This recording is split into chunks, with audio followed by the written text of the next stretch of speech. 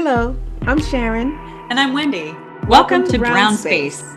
This is a safe space where we talk about the hard topic of racism. And build empathy through the healing power of conversation. Thank you for joining us.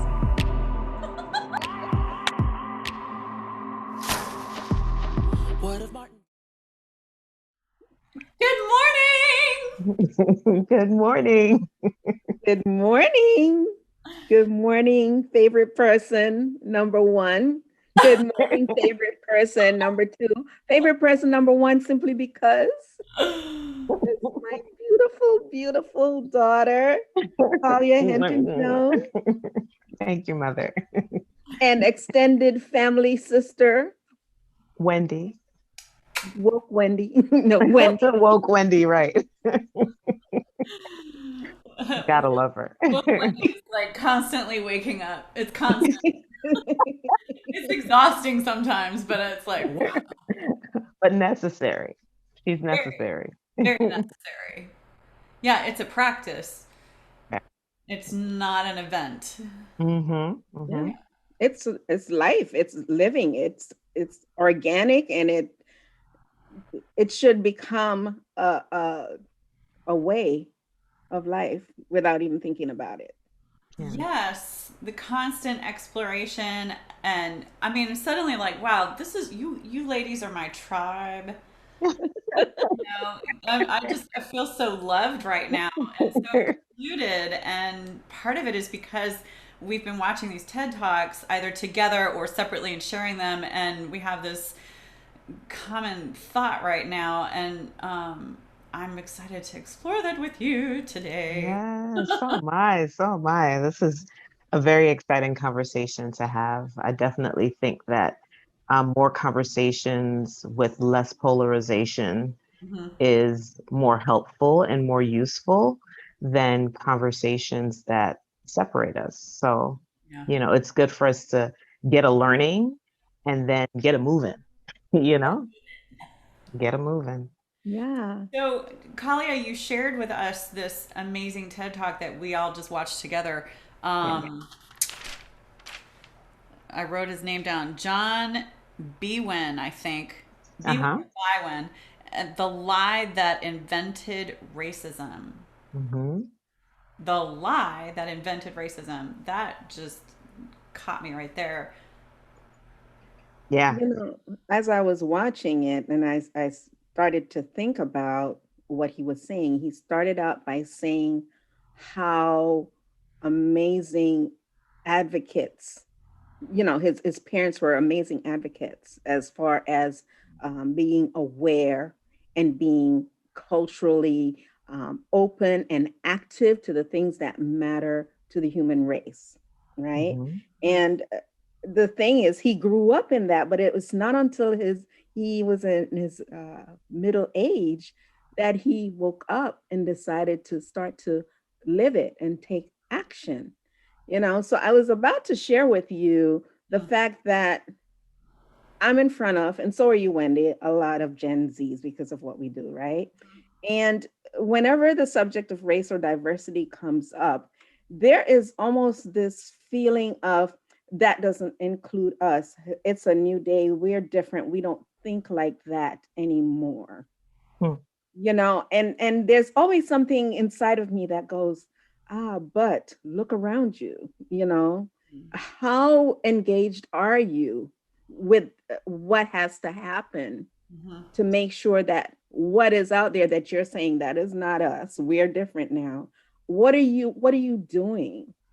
And I would just love to be able to have some responses and talk about where their mind is as far as how engaged are you really? Well, and what did they perceive as being different? Yeah. Because I can see how many Gen Zs would have the impression that they are different from previous generations, but that doesn't mean that the work is done because it's first of all it's not the entire generation. And secondly, it hasn't trickled up. And I mean, to be honest, Wendy, I mean, to be honest, because obviously I'm not from that particular generation, but I think the broader issue is I think they, and I'm not going to speak for them because I'm not from that demo, but they are operating in a post-racial experience, right? They've had a Black president. They Mhm. now have a Black female vice president. The images in front of them for the majority of their lives have been more equitable than perhaps our experience. But the fact of the matter is that the systemic issues are still consistent, right? The policy issues, the issues when it comes to mindsets or when it comes to laws or economics, those systems are still in place. In education, those systems are still in place. And so if you have all of those systems still in place, but you believe that it's post-racial, when you get out of school, you're going to get hit with that non-post-racial system in your face. Yeah, And there's going to be a distinction. absolutely. And I would say that it's actually in their schools. They just haven't realized it. Yeah, yeah, It's, absolutely. it's still Absolutely. being taught from it. Yeah, yeah, yeah. You are because there is no learning. I mean, I like you and my mom, I was in school for a very long time, right? And the history of Blacks in this country or racial tension in this country all starts from slavery, right? Mhm. People being brought here on ships Mhm. to the South to work cotton fields um, and to help as support staff in houses. That's almost where our identity begins as a culture in this country. And there's more beyond that, but there's no exploration of that in our education system. There's no start point of where this conversation or this ideology of race started. And I think that is more useful, as in the video that we just watched, where John spoke about the the, the ideology starting from a place of falsehoods. That was amazing. And he's not the only person sharing this information out there now, thankfully. But I Yeah, love the way he presented it. Thank you for sharing this video with us. Um, the first thing he said made me laugh, but it also it's poignant. What's up yeah, with white people? yeah. What's up with white people? I was like, yeah. Yeah. It's so true. And something that you had also sent this week for us to review, Wendy, was a conversation with a diversity and inclusion consultant. And that's almost one of the things she touched on as well, is I believe white people kind of trying to understand this experience when they don't identify themselves as racist, Yes. right? So how do I support you when I'm not a racist, right? I don't believe in racism. I have some of my best friends are Black, you know. I grew up in a minority community or whatever that experience is. But again, I think some of the conversations that we viewed this week or some of the ideologies that we've looked at this week are mostly saying it's not enough to identify yourself as a non-racist, Mhm. because if you're identifying yourself as a non-racist, it is opening the door for you to contribute to the system of racism still, even without acknowledging that, right? Right. um you can still perpetuate that system if you're not working to dismantle it wherever you. Yeah, I think in one of the TED Talks, I believe that was Mike Welp when he says, the white man doesn't even recognize that he has a culture, and part of that is that whole, okay, we're going to do some diversity work. some diversity and inclusion because we want to partner with so that we can help those folks. Mm-hmm.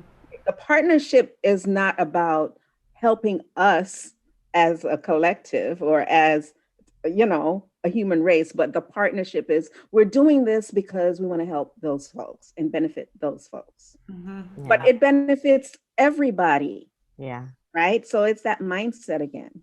Yeah. Absolutely. One of the things those two TED Talks did for me over the last week or two, and Michael Welp's talk is called "White Men: Time to Discover Your Cultural Blind Spot." And they're both TED Talks, and what I really appreciate now, I mean, even just the one we watched had another layer of waking up. Um, you can't have blackness or Asianness without whiteness. Yep. And we're not going around talking about whiteness. This is what privilege is. I finally went, oh, I get this Yeah. more deeply now. Privilege is that the way I am is neutral. Yeah, it's a default setting. It's the neutral setting, right? It's the Yeah. zero, the set point. And Mm-hmm. everyone else has the problems and the challenges, and we're going to lift you up. But okay, I'm going to be brutal. We're going to lift you up, but you're never quite going to get there because you're not white. Or the system was just not designed to benefit you, right? The Right. system was designed for the whiteness in mind, Yes. right?